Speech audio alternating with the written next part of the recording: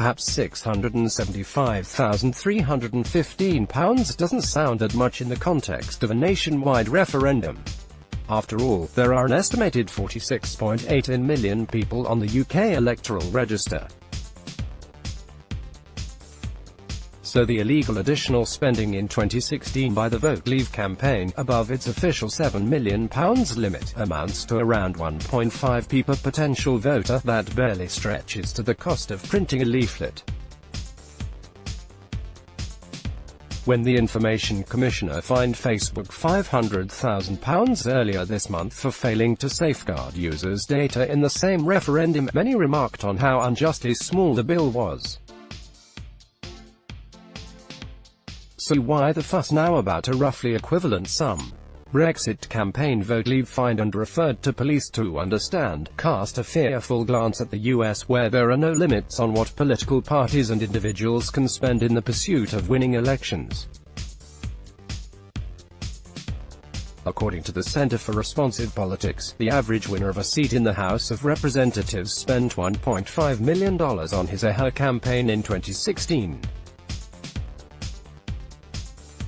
But that's chump change compared to the cost of getting into the Senate. The average winner of a berth in the upper house that year spent $12 million, a new record. And this is a lower-bound estimate. One factors in spending by political action committees, the average bill doubles. The degree to which unlimited campaign spending has corrupted U.S. politics is difficult to overstate. As the above figures show, to sustain a career in politics requires copious amounts of funding. And that funding comes, in large part, from corporate vested interests of the ultra-wealthy. It comes, directly or indirectly, for the very firms and individuals affected by the legislation produced by members of Congress. And it is getting worse.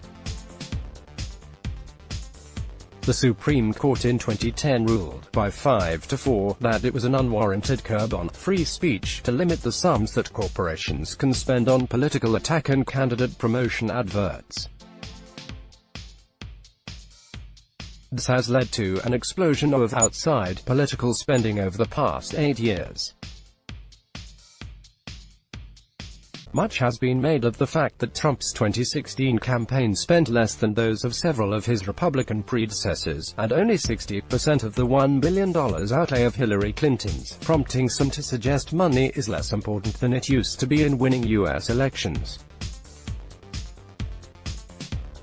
But there were special circumstances here. The reality TV star Trump was given a vast amount of free airtime by television news networks, who, in a cynical pursuit of ratings, broke their own rules which prevent candidates giving interviews over the phone, rather than face-to-face. Moreover, one now has to understand Trump as part of a system, rather than as an individual. As the economist Paul Krugman points out, Trump is sustained in office, despite his many impeachable offenses, by a broader Republican Party, which is obsessed with a donor-friendly agenda of tax cuts and deregulation. The 2016 congressional elections still set new spending records of $4 billion, up 3% in real terms on those in 2014 and 70% higher than the outlay in 1998. This year's midterms are not expected to buck the trend.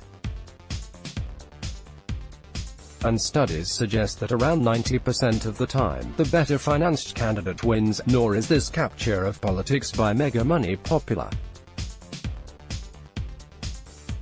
Polling suggests that two-thirds of Americans support limits on campaign spending.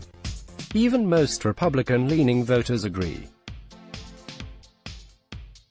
Yet the prospect of any change in an era of cowed and corrupt congressmen, a Supreme Court tilting ever more in a corporate libertarian direction, and a Pluto-populist president who is scornful of existing democratic norms, let alone shoring them up, the prospect of change seems as likely as Trump voluntarily releasing his full tax returns.